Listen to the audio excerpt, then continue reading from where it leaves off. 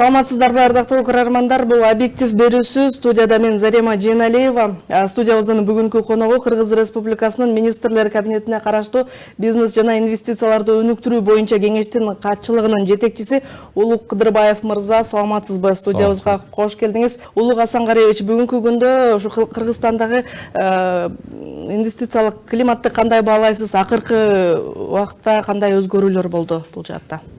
Жалпысында албетте биздин инвестициялык климатыбыз аябай бекем болду, жакшы болду. Себеби дегенде бул сөздүн аркасында биз баягы далил менен сүйлөшүбүз керек. Себеби дегенде бул далилдин аркасында бизде канча жаңы ири, орто, чакан инвестициялык долбоорлор ишке ашып атканы далилдейт. Ошол үчүн айтып кетейин, бизде баарыңар билгениңиздей дүйнөдө деле ошо ири долбоорлор талкууланып, кызыгып, баягы чоң инвесторлордун көз биз жакка караган себеби ошо ири долбоорлор болуп атат. Биринчиси ошо Камбар ата 1 биздин чоң ГЭСибиздин долбоору, экинчиси бул Кытай, Кыргызстан, Өзбекстан темир жолу билгениңиздей. Анын сырткасы бизде 40тан ашык, азыркы күндө 40тан ашык чакан ГЭСтер ишке киргизилген.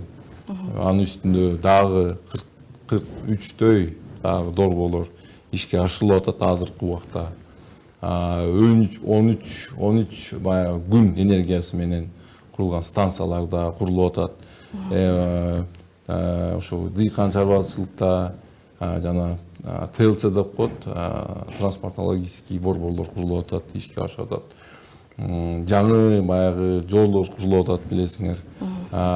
Комшу мамлекеттер менен жаңы баягы өтүш пункттар ачылып атат. Бул баардыгы туризмди айтпай эле кой. Туризмде канча жаңы заманбап жогорку баягы жылдыздуу, баягы көп жылдыздуу отелдер курулуп атат. Кыш туризмди айтып койсом, Ала Тоо резорт деген азыр Борбор Азияда менин оюмча биздин досторубуз, туугандарыбыз ошону көрүп туруп, сыймыктанып, алар да кызыгып, ошол жөнүндө эле сөз болуп атат азыр көбүнчөсү.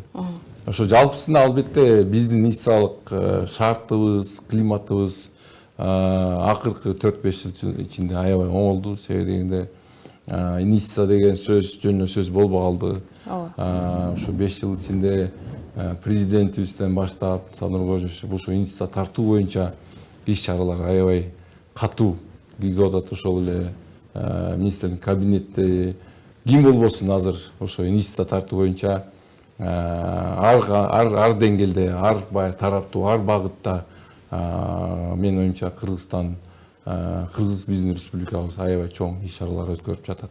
Кайсыл тармакка басым жасап атышат чет элдик инвесторлор? Бизге кызыккан тармактарды ошо дүйнөдө, региондо болгон баягы өнүгүү багыттарды белгилесек, бул албетте логистика. Логистика деген эмне?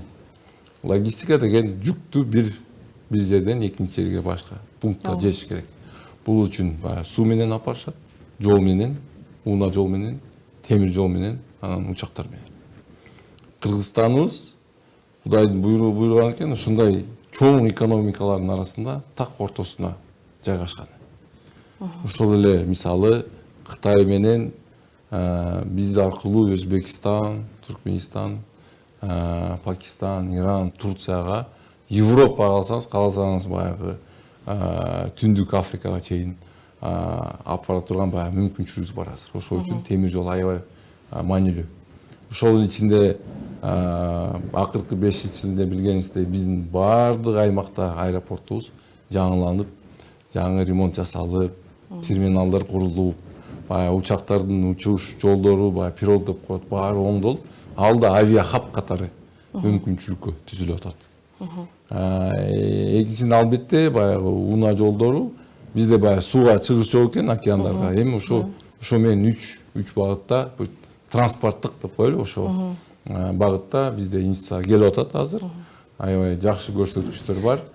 Ошол эле авиа деп коем, жаңы учактарды алып келип атабыз азыр. Баарыбыз эле учуп барабыз, учуп турабыз. Жакын арада эле ошо биздин аэропортубуз баягы Кыргызстан авиалиниясы, Осман авиалиниясы Жакында 2 аэробус келет экен. Бул да жакшы көрсөткүч. Жаңы деген эски эмес, жаңы. Бул баягы ар мамлекет ала албайт аналарды. Эми дыйкан чарбачылыкта аябай маанилүү чоң кластердик баягы багытта иштеген. Азыр мына климаттык өзгөрүү негизинде кээ бир мамлекеттерде баягы илгертен бери өскөн өсүмдөр баягы өспөй калды. Азыр чынында баягы түштүктөн баягы түндүккө көп көз салып атышат да. Кыргызстанда эң чоң баягы биздин өзгөчөлүгүбүз тоолуу аймак болуп туруп, тоолуу жер болуп туруп, бизде баягы органикалык баягы ооруларга аз баягы болгон өсүм оорулардан алысыраак, анан себебинде бийикте өскөн дагы баягы органикалык болуп калышы мүмкүн да. Ошого аябай көп салынып калып атышат. Үчүнчүдөн туризм. Туризм билгениңиздей, туризмдин өзү мындай Кудай берген бизге жаратылышыбызды ушундай бериптир да. Эл баягы Европадан дейсизби, Кытайдан, Азиядан, Персид, араб мамлекеттердин баарыбыз ошо биздин жаратылыш менен сыймыктанып, бизге келгенге мындай каалоосу бар экен. Ошондой талапка биз жооп бериш үчүн бизде азыр аябай көп ар кандай 5 жылдыздуу, 4 жылдыздуу заманбап, эл аралык брендтер келип атышат. Азыр гостиницалар, жатаканалар куруп атышат. Ошол эле тармакта айтып кетейин, кыш туризмге байланыштуу бизде эң чоң Борбор Азияда эң чоң лыжа тепкенге Алатоо резорт башында кыргыз Куршавел деп койчу. Куршавел дегени билбеген угармандарга айтып кетет элем. Куршавел деген дүйнөдө билинген Альп тоолордо жайгашкан ушундай биздин Алатоо резортко окшогон ушундай эле кыш спортко атайын эс алуучу жай деп жери бар. Ошол үчүн ошондон кем болбой, ошондон балким дагы өтөт. Биздин Алатоо деген резорт буюрса ушундай да болот. Андан да өтөт. Себеби дегенде мен кыскача айтып кетейин, жакында эле Алматыга бардым. Алматыда ошо Гарвард, Беркли дүйнөлүк университетти бүтүрүүчүлөр менен таанышып, жолугушууга барып келгем. Ошо биринчи сөз эле Кыргызстандан келдиңизби? Ооба, сизде ошондой Алатоо резорт курулат экен, баарыбыз эле күтүп атабыз дейт. Сонун жер деп. Ошол үчүн мен айтып атканым, ири долбоорлор бизди дүйнөлүк картага, дүйнөлүк инвестициялык картага жайгашат да. Кыргызстан дегенде ошо булар чоң ири инвест проекттерди ишке ашырып атыптыр. Анан бунун аркасында дагы бир түшүнүк бар да. Биздин ошо элибизге инвестиция дегенде жөн ар ким эле инвестиция келип жасабайт. Инвестиция деген эмне? Инвестиция деген бул ишеним деген. Мен сизге мындай өзүн каражатын бергенин алдында берем. Мен сизге ишенемби, ишенбеймби деп турабы? Сиз эле мындай өзүңүздүн арасында бир кошуналарыңар арасында бирөө ишене турган адам бар, бирөө ишенбей турган адам бар. Сиз бирөө акча бердиңиз, дагы эле кайтара элек. Ал адам менен сиз эч качан иштебейсиз, иш кылбайсыз. Ортодо мамилеңиз болот, бирок иш кылбайсыз. Мамиле менен иш башка. Мен сизге бир убакта чогуу иш жасадык, сизге кайтарып бердиңиз акчаны, же болбосо ишке ашты, пайданы көрдүк чогуу, сиз менен мамиле ошо ишеним. Ошол үчүн Кыргызстанга инвестиция келгени өзү инвестиция эмес, бул инвестициянын мааниси эмне? Бул Кыргызстанга ишенет деп. Кыргызстан туруктуу экен. Стабилдүү, туруктуу, стабилдүү. Бул жерде инвестицияга климаты чынында шарттарды туура кылып биз келгенибиз ошо себеп болуп атат деп. Себеби дегенде инвестор кааласа башка мамлекет келип калат. Бизге окшогон 220 мамлекет бар. Биз ошо инвестиция тартканга биз ошондой атандыкта турабыз. Ар дайым. Жаныбызда эле казак туугандарыбыз бар, жаныбызда өзбек туугандарыбыз бар. Аларда эле маалымат келип атат, ушунча баланча инвестиция тарттык. Бул эмнени билдирет? Булар эле айтып атышат, бизге да ишенет. Бизге да ишенет. Биз эле кем калбайбыз, ошонун аркы бизде эле ушундай инвестиция тартканга биздин эле көрсөткүчтөрүбүз сыймыктанган баягы долбоорлорубуз бар. Ошол үчүн биз ошо Борбор Азияда азыр жаңы түшүнүккө келдик. Борбор Азияда ар бирибиз ушундай жакшы өсөлү өнүгөлү биригип Борбор Азияга деңгээлде иштейли деген жаңы дагы бир мындай менин оюмча бир багыт болуп атат да, багытта иштеп атабыз. Бул эмнени билдирет кайра? Мурун балким Кыргызстанга иштейли деп ой болгондур, бирок азыр андай эмес. Байкасаңыз, чек ара маселеси чечилди. Чек ара маселеси чечилди. Президентибиз айтып кетти, баягы чыр чатакка жол жок азыр. Бирок инвестор катары айтсам, булар бул жерде тынчтык болот экен. Бул жерде баягы тынчтыкка бузганга мүмкүнчүлүк жок экен деген ошо ой менен келип атышат. Себеби дегенде инвесторлор коркок болот. Эми айтели. Кадимкидей сөз эле, коркок. Акча коркот. Баягы чыр чатактардан коркот. Ызычуудан качат. Аларга андай нерсе кереги жок. Ошол үчүн ар бир мамлекет инвестиция келиш үчүн. Инвестиция деген эмне? Каражат, технология. Анан инвестиция аркылуу бизге эл аралык базарга жол ачылат. Бул мындай билдирет да. Бул мисалы ошо Ала-Тоо резортко эмне үчүн дүйнөлүк брендтерди чакырышыбыз керек. Эмне үчүн дүйнөлүк мындай ири компаниялар чакырышыбыз керек. Себеби аркасынан ошо компания 100 мамлекетте иштейт. 100 мамлекетте иштейт. Анан айтат да, биз Кыргызстанда жаңы өзүбүздүн ишканабызды ачтык. Ошого да келгиле 100 мамлекетке биз үчүн бекер реклама жасайт. Анан ири компания бул жерге келсе, бул ири компания ушундай жерге келген алдына баарын текшерет. Мыйзамдары кандай экен? Мыйзамдар аткаруучусу кандай экен? Соттор кандай иштейт экен? Мамлекеттик органдар кандай инвесторду тейлейт экен? Баарын көрөт. Анан ушундай миллиондук доллардык, же 100 миллиондукпу, же миллиард доллардыкпу, кааласаңыз 100 000 доллардык да ушундай инвестор келип алдына жасаган алдында ошонун баары текшерип туруп келишет. Ошолор биз үчүн далил да. Кыргызстан үчүн инвесторлор келгени биз үчүн биздин инвестициялык шарттарыбыз туура экен деп ошол үчүн далил дейт. Чоң ири иштер жасалган экен. Ал токтобойт. Себеби дегенде тилекке каршы мамлекеттик кызматкерлер баягы акыркы ошо 30 жылда мага келсин, менден сурасын, мага баягы астымдан өссүн деген мен ушундай баягы философия менен жүргөндөр кээде да бар. Мендин мага баягы кээкилер мисалы биз эле кээде угуп калабыз, кызматкерлер. Мен аны чечпейин, башка чечсин деп. Ошол үчүн президентибиз айтып атат.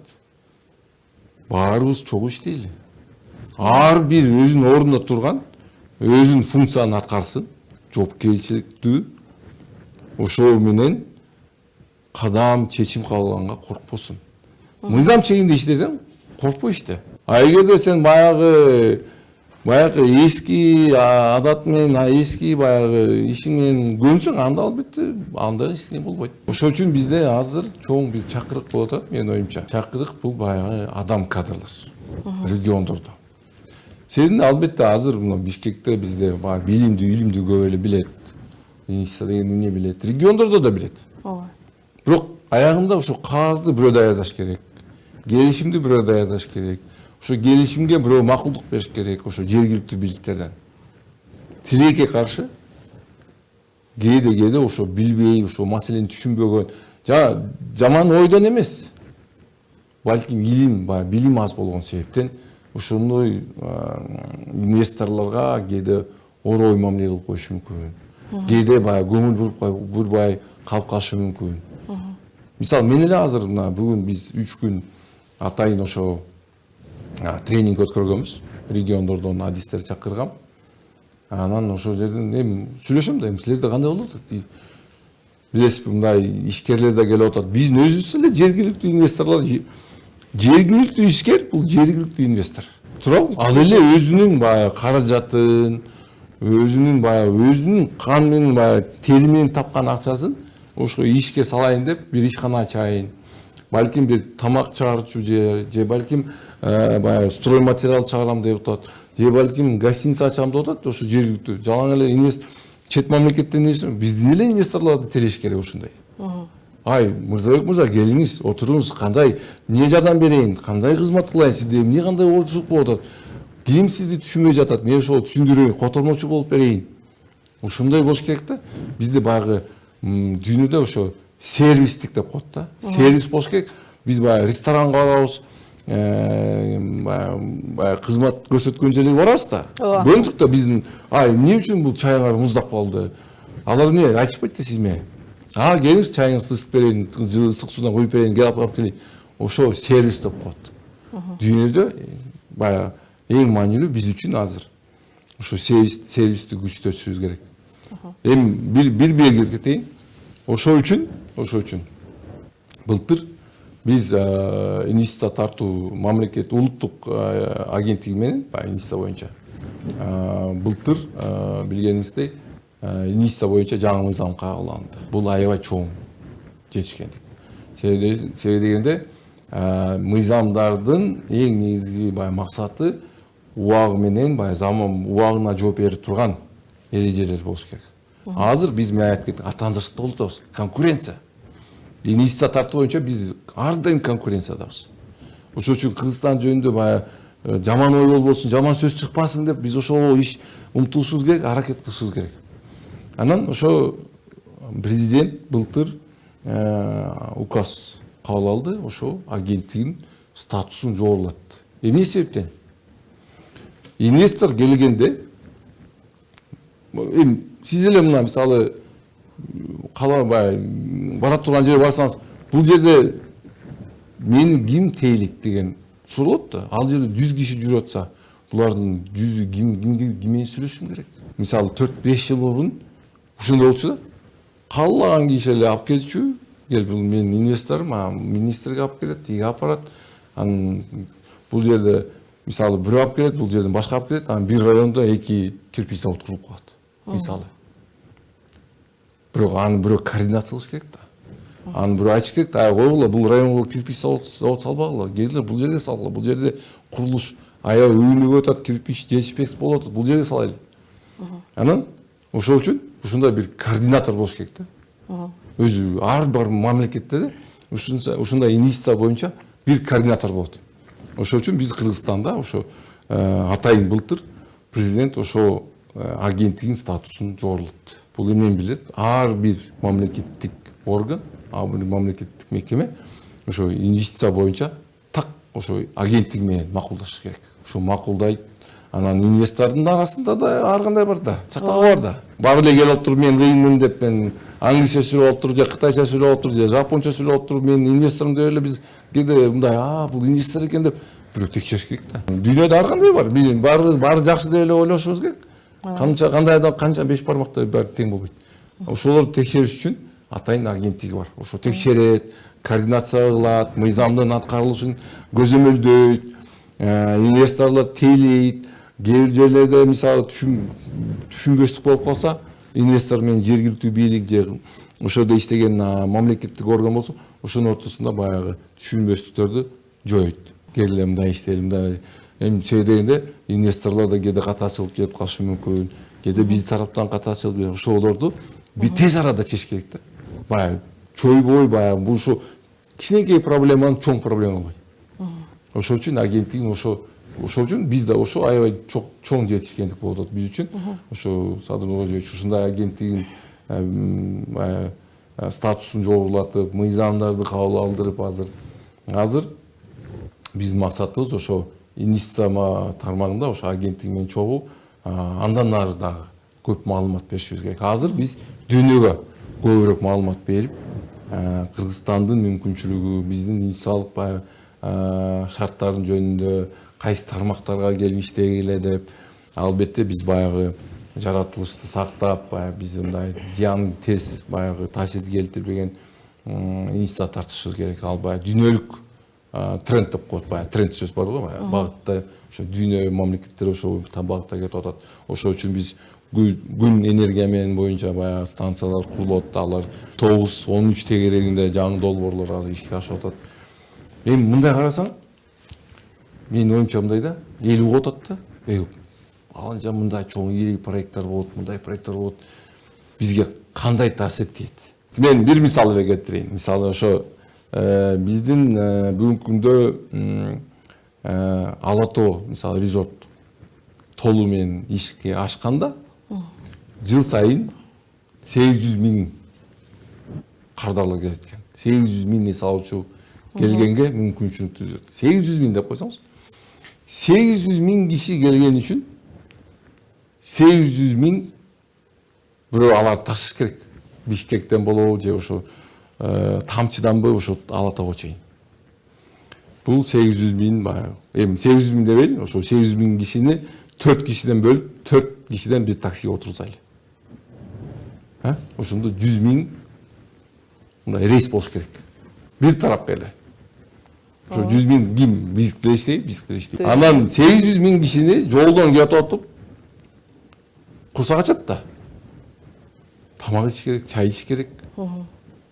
Анан ким тейлейт? Биздин Кыргызстандагы эле ишкерлерибиз иштейт. Ал ишкерлер ушунча адамды тейлеш үчүн жумуш орундар түзөт. Официант керек, повар керек, кароол керек. Баягы парковканы кара, эми иш ар кандай болот? Балким жаңы дагы ресторан курулат. Аны курулуш үчүн курулуучулар керек. Келди. Ала Тоодон кийин мисалы 5 күн тептү лыжа. Анан бир күндө эс алайын, Караколго барайын, Кадамжайга барайын, тиге барайын. Же болбосо Ош жөнүндө уктум, Ошко барайын, Ошто бир Сулейман тоо бар экен, ошону көрүп келдим, ошол жерге барат. Булардын аркасынан канчалык мүмкүнчүлүктөр түзүлүп атат. Биз ошондон пайда көрөбүз. Мисалы азыр мен укканым, Кытай, Кыргызстан Өзбекстан темир жолу курулган менен себептен Нарын областта азыр күндө 1-2 жаңы фирма түзүлүп атыптыр. Ошо Нарында себебинде Нарындан баштайт да. Чоң проекттин тегерегинде орто чакан фирмалар жөнүнө эле азыр түзүлүп атат да. Эми алар түзүлгөн менен бирөөнү ишке алат да. Айлыгын төлөйт. Дагы бир нерсе пайда болот. Бул баягы эл аралык деген мындай термин бар, мультипликативный дегенди. Баягы көбөйтүп бир проекттин аркасынан дагы көп проект. Ар бир жараныбыз үчүн кандай пайда болот? Эми албетте аркасынан салык төлөнөт, салыктан бюджет толот, бюджеттен кайра жол курулат, кайра мектеп курулат, садик курулат, больницалар курулат. Аларды да баягы каржылаш керек, алар каржыланат. Ошо менен пайда көрөбүз биз.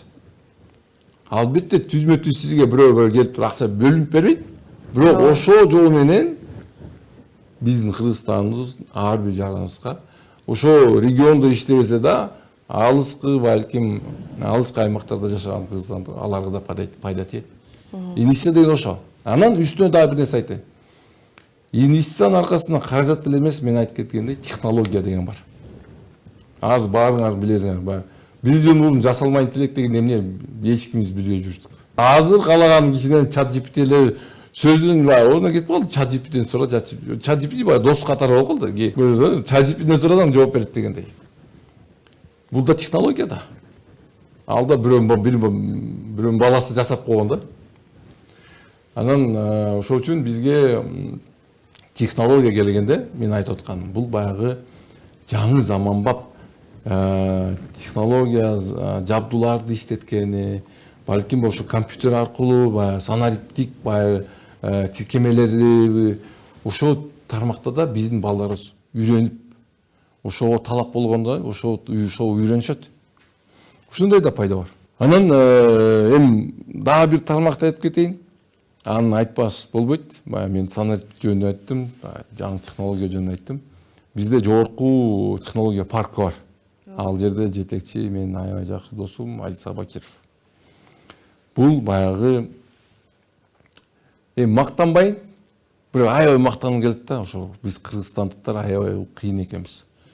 Коңшу мамлекеттерде карасам, ошо окшогон парктар мамлекеттин бюджетинен акча алып туруп, ушундай парк биздин деңгээлге өсө албай жатат да. Албетте акчасы көбүрөөк. Мамлекет тарабынан мынча акча бөлүнүп атат, жаңы стартаптарга мынча акча бөлүнүп атат, жасагыла келе деп, аракет албетте ал жерде результат бар. Бирок биздикилер жок жерден. Мамлекеттен бир тиын сурабай. Болгону биз үчүн мыйзам түзүп бериңиз. Мыйзамдарды шарт түзүп бериңиз. Биздин таланттуу IT программисттер ошо расмий түрдө иштесин. Болбосо да аз да салык төлөсүн, бирок төлөсүн. Төлөөнүн мисалы алар такыр эле төлөө көмүскө экономикада иштеп жүргөндө убагындачы 2007-жылга чейин. Анан ошол жерден шарт түзүп берип, ошо жакын арада 2 жыл болду, былтыр эле содружо ошо мыйзам кабыл койду. Мыйзам болду азыр. Эми себебен бизде мындай ар нерсени убагы менен текшериш керек. Биз ошо жакшы жагы бар да, биз пилоттук негизинде ошо 10 жылда иштеди. Анан 10 жылдан мыйзам кабыл алынды. Азыр биз бизге келип атышат да компанияларчы. Анан ошо мен окудум. 1 миллиардка чейин тегерегинде инвестиция ошо IT тармагы келип атат да. Аны сиз сезе албайсыз. Бул стол эмес. Баягы акча эмнеге кетти десең, баягы эчтеке көрсөтө албайсың да, баягы кармагангачы. Же стол жок, же үй жок да, миллиардка кетти дегенде. Балким түшүнгөнгө оор болот, бирок мен бир нерсеге келейин. Эми баарыбыз Дубайды көрдүк да. Дубай деген Бурж Халифа деген имарат бар. Эң бийик, ошону куруш үчүн 1,5 миллиард кетиптир. Ошо божомол бюджет. Анан азыр дүйнөдө аябай көптөн 2 жылдан бери мындай күтүп аткан бир оюн бар. GTA 6 деген. Эми көбүнчө баягы улуу кишилерибиз, эжелерибиз түшүнбөйт. GTA 6 деген эмне деген. Бирок ошол оюн компьютерлик оюн эле. Компьютерлик оюн. Мындай эстеке жок. Бүгүнкү күнгө чейин ошол оюнду чыгарыш үчүн 2 миллиард кетти. 2 миллиард доллар кетти. Каржылады. Бирок ал оюндун мындай сезилбейт эчтеке. Мындай имарат жок. Бурж Халифа жок ал жерде. Толугу менен санариптик инвестициялык проект 2 миллиард. Ойлонсоңуз. Мына айырмачылыгы бар. Бүгүн дүйнө өнүгүүсү толугу менен ошо санариптик дүйнөдө кетип атат. Ал үчүн эмне керек? Ал үчүн биринчи орунда энергия керек. Азыр дүйнө баягы өнүккөн мамлекеттер эң кыйналган тармагы, эң баягы орусча айтканда слабый звено бул баягы энергия булактары. Ошол үчүн биз бирок ошолорго салыштырмалуу Кытай бүгүн аябай катуу кетти. Баягы күн энергиясы менен, баягы гидро электростанциялар боюнча жана баягы башка да баягы булактарды табып, баягы шамалданбы ушулар багылып атышат. Анан ошо жасалма интеллект үчүн мээси деп коелучу. Ал бир жерде ойлонуп, сиз жазып атканда сизге жооп берет го. Ошо бир жерден ойлонуп туруп сизге жооп берет да. Ошо мээси деп коелу. Дата центр. Дата центр бул аябай мындай мээ да. Ошо мээлер курулуп атат азыр дүйнөдө. Мээ куруш үчүн уже жабдуулар керек. Баягы биз билген RAM деп коет, память деп коет. Анан баягы чиптер керек. Эми алар бизде жок, эми албетте. Бирок бизде эмне бар? Бизде энергия бар. Дата центр эмне үчүн эмне керек? Мындай салкын, баягы муздак жерлер керек. Тоолуу жерлер керек. Жанында суу бар. Чакан кез куруп туруп, ушундай дата центрди энергия менен камсыз кылсак болот. Ошол үчүн бүгүнкү күндө азыр ошо президентибиз эле айтты, 1-2 жыл чыдап тургула. Биз деле ошо энергия менен толугу менен өзүбүздү камсыз кыла алабыз. Анын ашыкча да энергия биздин экономикабызга аябай керектүү болот. Энергиясыз бүгүн бир да экономика өсө албайт. Биз үчүн энергия, бирок Кудай буйруган бизде баягы суубуз бар экен. Мен кай жерге барбайын, бизде баягы жашыл экономика боюнча сөз болгондо биз айтабыз 98% биздин энергиябыз жашыл. Себебин суудан келет. Азыр мына жакан ГЭСтер курулуп атат. Күн энергия станциялары да курулса, көрөсүз. Биз баягы региондо эң жашыл, эми албетте тажиктер туугандарыбыз да бар. Алар да өзү ушу мактанышат, биз деле суудан алабыз. Бирок эгерде биз күн энергия менен шаман энергияны колдонуп, дагы ошолорду энергияны колдонсак, анда биз толугу менен дүйнөдө баягы эң жашыл, эң баягы жашыл булактардан алган энергияны мамлекет катары саналабыз. ири долбоорлор жөнүндө сөз кылдык. Эми баягы жергиликтүү региондордогу региондорду айтайынчы, элге жакыныраак маселеге келип ошону өзүбүзгө жакыныраак. Анан ошол жергиликтүү инвесторлорго колдоо көрсөтүү жаатында кандай иштерди алып баратасыздар? Аларды баягы элде каражат бар, мүмкүнчүлүк бар, бирок аны бир жака инвестиция кылып салыш керек. Ал боюнча билимдин жетишсиздиги бары, ал жакта кандай иштер алып барылып атат? Эми азыр мамлекет тарабынан мен айтайын, эмне кылынып атат, анан мындай жеке сектор менен жана мамлекет ортосунда өнөктөштүк негизинде. Мамлекет тарабынан билгениңиздей биринчи дыйкан чарбачылыкка жеңил пайыз менен берилген насыялар бар. ФПС деп коет алар. Ошо өзүнчө программалар жыл сайын 10 миллиардтан 10 миллиард теңге сомдон берилет. Бул аябай керектүү, аябай жакшы программа. Себеби дегенде ошо биздин дыйкан чарбачылыкты колдойт да. Жетиштүү, албетте жетиштүү эмес. Андан ашык да болсо жакшы болот эле. Эми ар бир бюджеттин чеги бар. Эми биз көрүп атабыз, ал сан өсүп атат. Бир күнү 5 миллиардтан баштап азыр 10 миллиардтан ашып кетти ошо кредиттик программа. Экинчиден атайын ошо чакан ишкерлерге дагы эл аралык уюмдар менен чогуу, жеке өзүбүздүн бюджетибизден да өнүгүү фонддор аркылуу ушундай каражат булактарды ачылып атат. Алар аябай көп. Бирок ал жетиштүү, ал эле жетишпейт. Аз. Эми 500 миллион десеңиз, ал эле жетишпейт дейт элем. 500 миллион, 5 миллиард десеңиз, ал эле жетишпейт. Себеби дегенде бизде калкыбыз аябай ишкердикке жакын да. Мындай карасаң, баарыбыздын өзгөчөлүгүбүз Борбор Азияда. Борбор Азия эмне? Дүйнөдө өзүбүздүн баягы ноу-хаубуз бар да. Мен жакында ошо Мелис Мурталиев менен кыскача Мурталиев менен сүйлөшүп атканда биз баягы уң жол жөнүндө сүйлөшүп, биздин ал жерде баягы ишкердик жөнүндө сүйлөшүп го. Ал да ушу кошуп кетпеди, кыргыздарда өзгөчөлүгү бар дейт. Ушул кыргыздарда тиешелүү өзүбүздүн кыргыз бизнес баягы ишкердик философиясы бар экен. Ошол себептен бизге ийгиликтүүбүз дейт. Биз көчмөн эл болгон себептен, кыргыз болгон себептен, биздин өзүбүздүн баягы адабиятыбыз, баягы өзүбүздүн тарыхыбыз болгон себептен биз ушундайбыз дейт. Ошол себептен бүгүнкү күндө кыргыздар ар бир дүйнөнүн жеринде кыргыздар бар. Иштейби же иш жасайбы, же ишкерлик менен ошонун өзгөчөлүгүбүз бар. Ошо бир мактанып коелучу, биз өзүбүздүн духубузду көтөрүп коелу. Ошону биринчиден. Анан региондордо ошол үчүн айтып атам. Биз чакан ишкерлерге, чакан ишкер деген эмне? Чакан ишкер бул социалдык институт. Ошол да түшүнүп көрүш керек. Мен мамлекеттик органдарга айтып кетейин, кызматкерлерге айтайын. Сиз чакан ишкерди баягы социалдык партнер катары көрүңүз. Эмне себептен дебейми?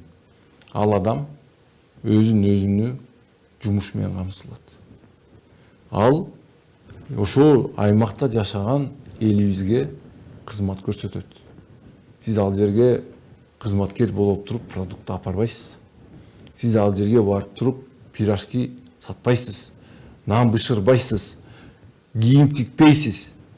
Бизге, биздин жашообузга, элибиздин жашообузга керектүү кызмат, продукциябыз кереген болгон ар бир айда бул чакан ишкер камсылат. Ошол үчүн дүйнөдө, Японияда бардым. Японияда 88% чакан ишкерлер салык төлөбөйт. Алардан салык күтпөйт мамлекет.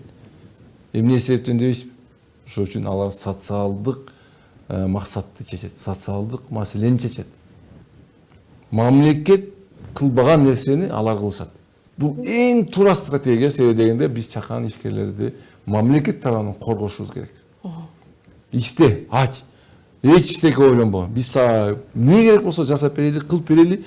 Мыйзам тарабынан биз сага оңдоп берели. Мамлекет тарабынан кызмат кандай керек болсо бизден баарын жасап берели. Сен не иштеке ойло, сен жаса. Барып нан бышыр, барып помидор, пиязды тик кыл, болду. Калган аны байкасаңыз комшунун кызматы кылат. Бирөөсү дагы бирөөнүн балким иш менен камсыз кылат. Алар эмне билдирет? Мамлекетке келип туруп акча сурабаган нерсе. Алар акчаны сурабайт. Мен жашай албайм. Жок, мен колум бутум бар, мен иштейм деген кыргыздарды колдошубуз керек. Жарандарыбыз.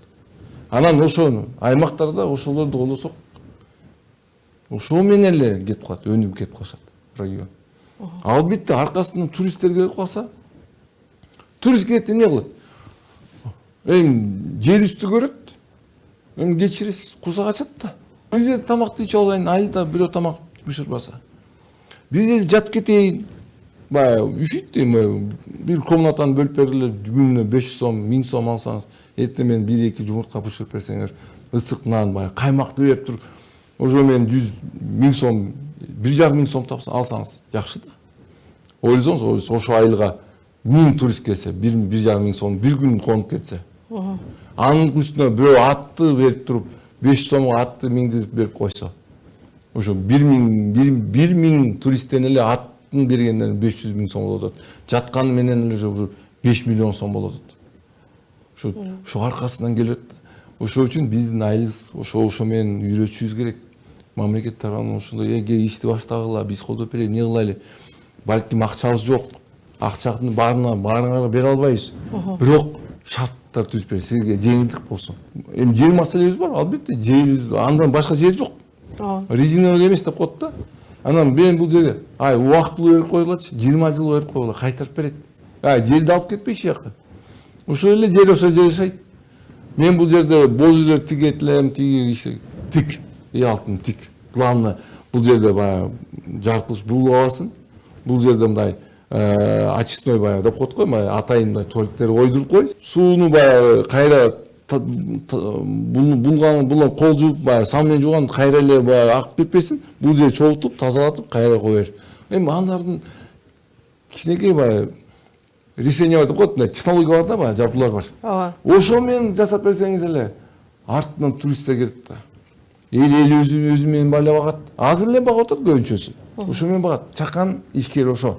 Чакан ишкер биз үчүн аябай маанилүү. Соцпрограмма менен үй бүлөлөргө ошо менен далилдеди да, президент бербеди 100 000 сомдук контракттар түзүп.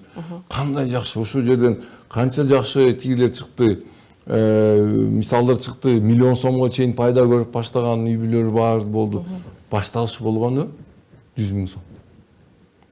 Бул үй бүлөнүн анын үстүнө бирөөнү да жумушка алат. Айлыгын төлөп берет. Ал киши өзүнүн үй бүлөсүн багат. Бир жака кеткенден ойдон алыс болот. Канча биздин жаштарыбыз кетти. Эгерде биз ушундай айылдарда мүмкүнчүлүк түзүп берсек, кандай жакшы болот эле. Ошол үчүн региондордо, ошол үчүн мен айтып атканым, президентибиздин мындай аңчысы бар, видение деп коет. Мына келечекти көрүп туруп айтып атат да. Мындай өнүксөк туура болот депчи. Бирок ошо видение деп коет, ошо миссия, ошо стратегияны ошо жергиликтүү бийликте иштеген адистер аткарыш керек. Бирок алар деле коргоюн. Алардан деп айтсам да туура эмес болот. Ошол жерде адистерди окутуш керек. Окутушубуз керек. Жума сайын жаңы нерсе болуп окутуш керек, үйрөтүш керек, айлыгын жакшы көтөрүш керек, аларды кызыктырыш керек, аларга баягы ошо кылган ишин натыйжасы кандай болот, ошону түшүндүрүш керек. Сен эмне үчүн улатасың? Бир мисал айтып кетейин. Кеннеди баягы ааламга уча турган жерге барыпты да, баягы Байконурга окшопчу. Ал жерге барса, как раз алар айга учат эле. Аполлон 13-17 ошо. Окуя да, так айтпай эле. Ошол жерде эшикти шыпырган адамды көрүп туруп, учурашып, кандай истеп, жакшысызбы? Сиз бул жерде эмне кылып атасыз десе, мен бул жерде адамды айга жөнөтүп атам деп атат. Ошону көрсөңүз, адам шыпырып атат. Себеби менден бул тазалыктан ошо тиешеси бар экен. Себеби бул жерде таза болбосо, ушул кир ошол жерге кирип кетет, кирип калып калат, ошол жерден вирус болуп калат, ошол менен ооруп калып, баягы учуп баратканда эле ооруп калса, ана айга жетпей калышы мүмкүн. Менин эле салымым бар деген ою, ошо миссия менен менин тиешем бар экен, ошо адамдын айтып атканын билдирет да. Ошол үчүн ар бир жергиликтүү адистин, ошо специалист болобу төмөн баягы менин да пайдам бар деген. Мен ошо президентибиз алда койгон стратегия ошо максатка жетишкенге менин салымым бар деп ошо түшүн менен философия менен жүрүш керек да. Ушуну үйрөтүшүбүз керек. Тирек каршы мен кээде ойлоп калам, ошо жаштар келип калса депчи. Ошо жаштар келип туруп ошо бат үйрөнүп калат экен. Мен билбейм, кат жазыңыз, караштырабыз, кылбаш үчүн эле мындай иш аракеттерге де байкалып каласың да, ошосу кээде мындай артка тартат да, баягы сен жаш элесиң го деп ойлойсуң да, сен койчу мындай тартынып баягы кылбайсың деген. Мен аны эле түшүнөм. Себеби деген ал аракет кылгандыр баягы башында, анан үстө тургандар эмне эле кыйын болот атасың, сен эмне акылдуусуң деп эле башына уруп эле анын инициативасын баягы үмүтүн үзүп койгон да. Эми бул өзү системанын ичинде ушундай да, бюрократиянын өз системасы, ошону ал да өзгөрүш керек. Анан буюрса эми ошол үчүн биз эмне кылып атабыз? Биз атайын ошо регионалдык инвестициялык кеңештер түзгөнбүз. 6 областта. Регионалдык инвестициялык кеңештин биздин кеңешке окшоп эле, бирок ал жерде инвесторлор менен тыгызыраак иштейт. Ошо жергиликтүү бийлик менен, жеке ишкерлер менен, инвесторлор менен сүйлөшүп, ошол жерде маселелерди чечүү боюнча. Эми алар эле көз мен айтып аткан сөзүм алардан уккан сөз болот да. Баягы кээде жергиликтүү кызматкерлер ошо мен кылбай эле коеюн, мен жоопкерчиликти албай эле коеюн деп баягы чечкенден алыс болот да маселенчи. Ошол үчүн кат жаз, бир жумадан кийин мага кел, сүйлөшөбүз, анан көрөбүз деген сөзчү. Ал убакта ошо мисалы биздин өзүбүз эле жергиликтүү инвестор балким завод курмак, балким бир чакан мындай ишкананы ачмак. Ал бирок 1-2 ай, 6 ай күтөт, 7 ай анан баш тартат. Өзүбүздүн инвесторлорубузду кээде кабыл албай ошондой жоготпобуз.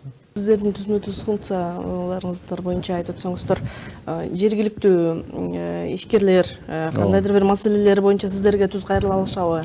Бирок бизде мындай болуш керек да. Бизде өзүбүздүн кеңештин максаты бул мамлекет менен ишкерлердин коомдун ортосунда мамиле түзүү да, мамилени бекемдөө. Мындай да, өзү кеңештин түзүлгөндө бул 2007-жылы болчу. Бул максаты эмне болчу? Ал убакта бизнес аябай ар кандай көйгөйлүү маселелер болуп туруп, президентке жетишпей, жетише албай, сөзү жетпей, маалыматы жетпей, ушундай кеңештин түзүлгөнү себеби ошол болду да. Президент өзүнүн кызматкерлеринен күндө баары жакшы деп укпай, мен угайынчы булар чынын эле баары жакшы экен, ошо ишкерлерден сурайын. Анан биринчи эле чогулушта баштады да бизнес. Мен эле ошол убакта ошо кеңештин мүчөсү болчу. Жаш болуп, аябай сүйлөп, президент мындай кыйынчылыктар болот, мындай басымдар болот, мындай көйгөйлөр болот десе, ал убакта ошо кеңештин төрагасы президент болчу, ошо угуп туруп, силер баары жакшы эле, эмне деп эле мени алдап жүрөсүңөр деген сөз болду да. Ошол үчүн кеңештин максаты чечим кабыл алган адам менен, бизде азыр кеңештин төрагасы, ошо Минкаптын төрагасы Адылбек Алишевич. Ага түзмө-түз бизнес менен сүйлөшүп, бизнестин көйгөйлүү маселени укканга мүмкүнчүлүк түзөт. Баягы бюрократиядан кат жөнөтөсүң, мына түшөт, анан тиге жөнөтпөйм деп баш тартып коюшу мүмкүн. Же барып сүйлөшсөң, ал мен барып сүйлөшүп келейин деп, сүйлөшпөй коркуп, сүйлөшпөй калып калат. Маселе ошо менен калып калышы мүмкүн. Кээинки маселелер, мисалы бизнес көтөргөн маселелер балким 5-6 ай болушу мүмкүн да, чече албай жүрөт. Анан маселе дегенде эми көбүнчө бул мыйзамда бир нормалар турган эмес жазылып калды. Мыйзам эле бул деген бул документ баягы божомол мындай болуш керек деп ою менен жазылат да. мындай маселе бар экен, мындай жол менен чечели деп мыйзамды жазып коюшат. Анан ошол жол менен практикада балким иштеп алыш мүмкүн, оңдош керек. Ошо мыйзам күчкө киргенде эң биринчи сезген ким? Ишкерлер да. Ишкерлер, силер эмне деген мыйзам кабыл алдыңар? Бул жерде мындай жазылып атат. Сиздин кызматкериңиз мындай түшү менен аткарып атат, биздин түшүңүз мындай болуп атат. Сөзүндө мааниси 2-3 мааниси болуп калышы мүмкүн. Канчалык мыйзам так болбосо, ушунчалык проблема болуп калышы мүмкүн. Ошол үчүн мыйзамдарды иштеп чыгып атканда, жана кабыл алып атканда, сөз түрүндө ошол мыйзам кимге тиешелүү болсо, ошол тиешелүү тарап менен талкууланыш керек. Бизнестен болобу, баягы президент азыр аймактарды кырдырып атпайбы? Бул сизге эмне көрсөтүп жатат? Бул баягы элдин түзмө-түз президент менен сүйлөшөйүн деп, президентке өзүм көйгөйлүү маселени айтайын. Бул бирок жеке маселе. Балким ошол жерде Жылызбек Байекениники эле эмес, ошого окшогон башка да маселелер бар. Бул мен сунушум болот эле. Бул системалык маселеби? Же жеке эле бир эле маселе, ошо башка мындай маселе жокпу деп. Ушул жерде айтылган маселелер, көйгөйлүү маселелер, жеке маселелер. Менин сунушум болот эле, мисалы, эгер ушул мүмкүнчүлүк болсо, бул чынында системалык маселе.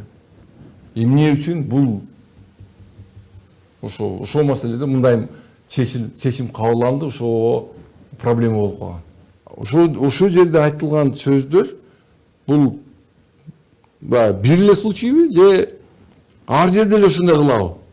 Просто президентке чейин жете элек багы сөз. Мисалы, ошону да бир анализдеш керек да, мен ойлойм. Ошол үчүн биздин ишибиз, кеңештин ишибиз, ишкерлерге тиешелүү жеке мындай окуя болсо, бул системалыкпы же баарында болуп атабы, же болгон эле ошо фирмада мындай түшүнбөстүк болуп калдыбы деп изилдейбиз да.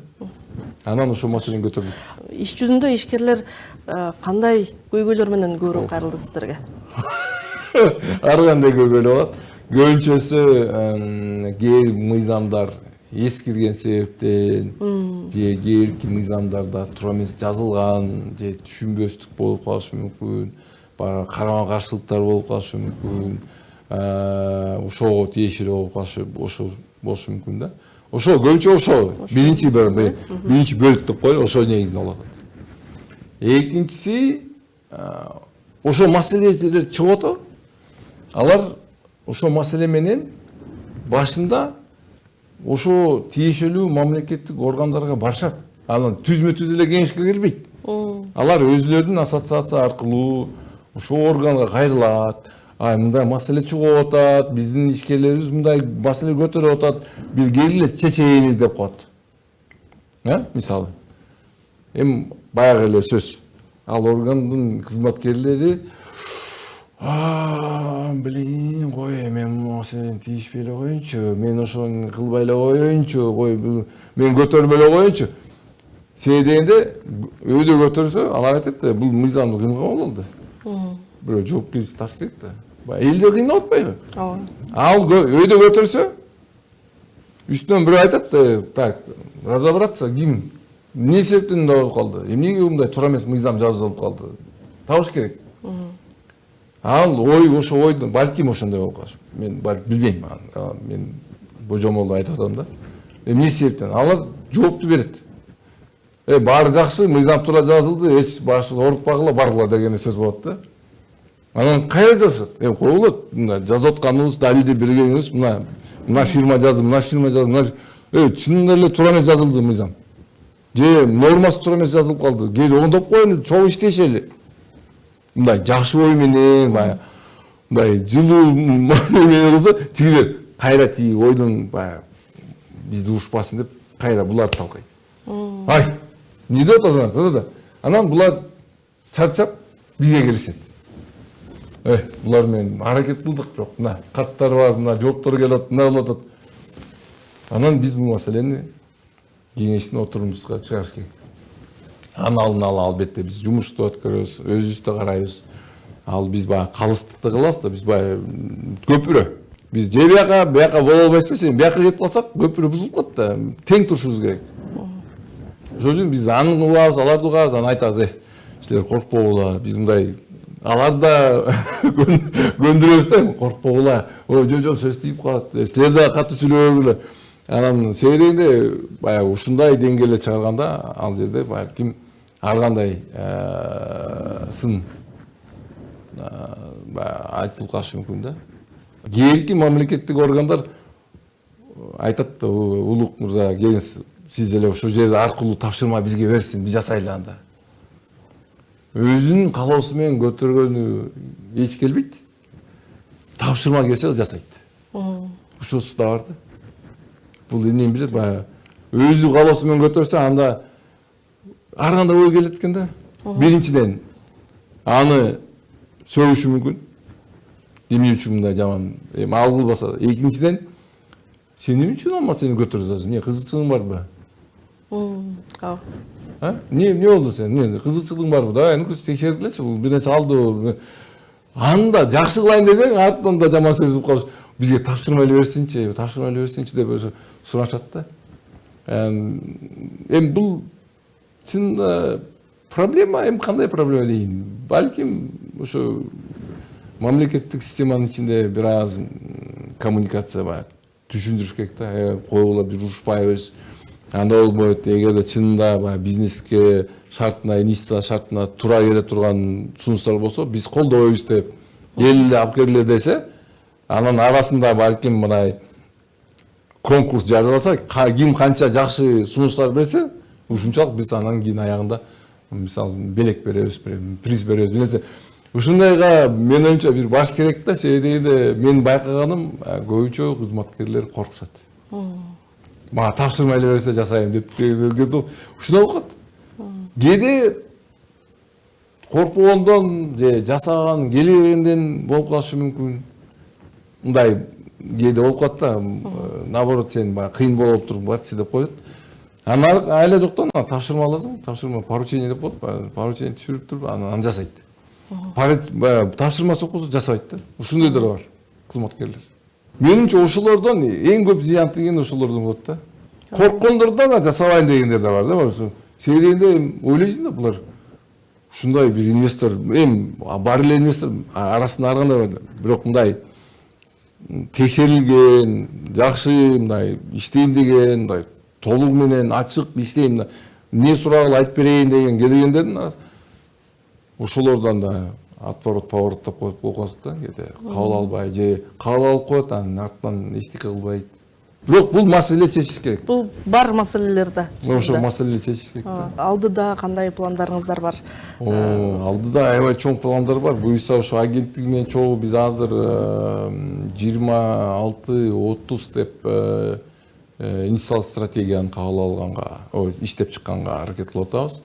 Инвестициялык стратегияны эмнени билдирет? Бул биринчиден биздин баягы инвестициялык адабиятыбыз, инвестициялык саясатыбыз ушунча өнүккөнү, анан биз инвестиция эмне деген түшүнөбүз деп билдирет да. Эгерде ошо мындай стратегиялык документ кабыл алынса, анын үстүнө дагы мен билгенимдей агенттик азыр ошо санариптик атайын платформаны бүтүрүп атышат.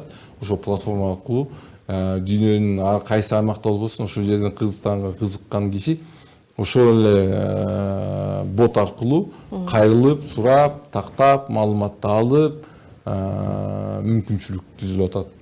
Үчүнчүсү бул деген one stop shop деп коет. One stop shop деген бир жерге келип туруп, маселени бар жерде чечесиң. Бул кыргызстандыктарда аябай таанымал маселе, биз билесиңер.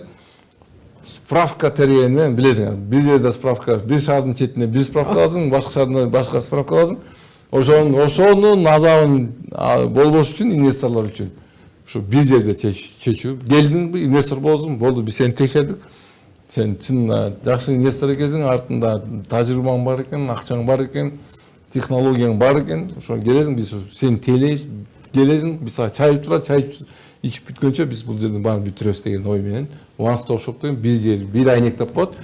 Бир айнек маселеси ошо бир жерде бүтүрүш керек да. Биз ошондой эле бир айнек деп коебуз, бир жер. Өзүбүздүн эле ишкерлер үчүн ушундай түзүлүш керек да. Ар бир аймакта кыйнабай. Бул бияка бар, сен барбы, жокпу, алып кел бар. Ошо алып кел, мындай орой мамиле кылгандан алыспаш керек. Ошол жерде эжебиз болобу, карындашыбыз болобу, инибиз болобу, агабыз болобу, ошо иштейм деген, келиңиз, эмне кылып берейин дегенде, ошо мамиле менен кылышыбыз керек. Ошондо бизде чынында ишкердик, ошо чакан ишкердик өнүгөт. Инвесторлор албетте мамлекеттик деңгээлде ошо агенттиктин негизинде алкагында ошондой кызматтарга буюрса азыр ошо уюштурулат. Анан эми билгениңиздей инвесторлордун биз бул жерде отуруп алып туруп инвесторлор бизге келиш керек деген ойдун алсыз болушубуз керек. Биз сыртка чыгып туруп инвесторлорду өзүбүздү таанытышыбыз керек. Ар бир мындай эң баягы элге билинген форумдарга катышып, форумдарда Кыргызстандын желегин көтөрүп, Кыргызстандын баягы презентацияларын көрсөтүп, анан ошол жерде кызыккан инвесторлорго так ошол жерде убакта маалымат берип, кызмат кылып, келиңиз эмне кыласыз, мен мындай темир жолго тиешелүү мындай вагондор кылмакмын, курат элем, силерге керек, ооба келиңиз, эмне керек, мага мынча баланча керек, болду, маалыматты бердиңиз. Балким бизде эски советтик бир бош турган бир имарат бар, ошол жерди берип коебузбу.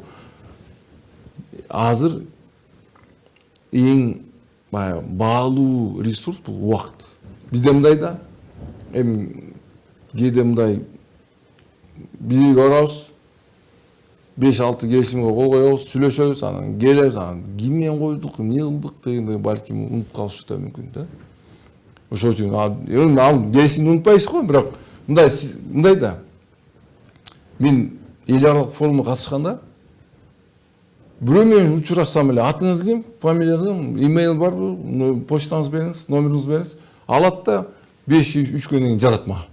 Саламатсызбы, Улук мырза, кандайсыз, жакшысызбы? Өткөндө форумда тааныштык эле, сиз ушул маселеге кызыктыңыз эле, мына баарды маалыматты жөнөтөт. Эгер кандай сурооңуз болсо мага жазыңыз, мен так сразу убагында жооп берем деген кайрылуу мындай контакт бар да. Мен ошону агенттикке да сунуштадым, ошондой биз да кылайлы. Мисалы, биздин президентибиз барган жерге, министрлик кабинеттин төрагасы бара турган жерге, орун басары барган, министр барган турган жерге, агенттиктин жетекчиси барган, ошо таанышабыз. Баарын контакттарын алып эле, аркасынан сразу эле каттар жазып калсаңыз, сиз ошо баягы күн энергиясы боюнча кызыктыңыз эле, мына маалымат. Сиз чакан газ боюнча кызыктыңыз, мына маалымат. Сиз баягы өндүрүш боюнча кызыктыңыз, мына маалымат. Сиз баягы дыйкан чарбачылык кызыктыңыз, мына маалымат. Канчалык биз ушундай болсок, ушунчалык андан да көп инвестор келет. Булар кыйын экен. Карасаңыз, мени кое бербей. Мына мен алайда кылмакмын. Алайда мындай жерлер бар, мындай маалыматты тез жөнөтүп турсак, алар баягы эс албай сразу булар кыйын экен, келиңиз, аэропорттон тосолобуз. Аэропорттон мына гостиницада сизге, эгерде сиз мына биздин потенциальный инвестор болсоңуз, бул отельде баягы $200, бирок сиз үчүн алар 50% скидка алып берет, төмөндөтүп берет, $100 болот. Келиңиз. Аэропорттон отельге чейин бизден сизге белек жетип коет. Таксибиз, атайын машина бар, сизге жетип коет. Бул адам 100% эмес, эң азынан 80%ге баягы бул инвестиция жасайт деген уже туура болуп коет да. Анан келди. Отельдин эртеңен келип турбай кандай сиз жакшы эс алдыңызбы? Келиңиз, мен сизди жана баягы сиздин оюңуз боюнча баягы тааныштырып келейин, тааныштырып бизнес менен. Ушундай болуш керек. Мисал катары Дубайда же Туркияда баягы турак жайларды сатып аткандар бар го, агенттер. Саламатсызбы, мен бир күнү чалып туруп, Дубайга келип кетпейсизби? Биз сизге билет алып беребиз. Гостиница жата турган жерин бекер беребиз. 5 күн жүрүп келиңиз, биз сизге 5-6 баягы варианттар көрсөтөбүз. Ошого чейин алып барып көрсөңүз, бекер алып барышат. Мен айттым, ала турганга акча жок. Жокпу, анда мейли деп коет да. Эми аны сразу, бирок ал реалдуу алам турган киши болсо, ошого чейин барат экен. Билетиңизди алып беребиз, отельди бекер беребиз. И еще 5 күн кыдырасыңар, биз машина беребиз, айдоочу менен жаныңызда котормочу болуп берет, барып келесиң. Ошого чейин, биз ошо деңгээлге башыбыз керек да. Эң сонун ири эл аралык деңгээлдеги чоң бизнес форумдарды өткөрүү боюнча биз былтыр агенттиги менен чогуу тарыхта биринчи жолу Кыргызстандын инвест форумун өткөргөнбүз. Аябай чоң болду. 300-400 киши чейин жетти. Биздин Адылбек Ошо форумду ачып берген министрлик кабинеттин төрагасы. Бул ал форумга эл аралык меймандар да келди. бул жылдык нерсе болуп турган нерсе, себеби дегенде бул ал форумдарда эмне билдирет, ал жалпы инвестициялык тарапта жекешелендер боюнча айтып берет, кайсы долбоорлор ишке ашып атат жана алдыда коюлган кандай максаттар бар, кайсы тармактарга биздин стратегиялык кызыкчылыгыбыз бар, кайсы мамлекеттер менен биз иштегенге даярбыз, кайсы шарттар менен иштегенге даярбыз. Биз ушул жерде инвестор форумдарды ошол өткөрөбүз. Кошумча үстүнө дагы инвесторлор бизнес B2B деп коет, бизнес менен баягы мындай атайын жеке жолугушуулар, жеке жолугушуулар уюштурганга да ушундай шарттар түзүп бергенге бар. Быйыл ШОС форум болот. Анын алкагында да балким инвест форум болуп калышы мүмкүн.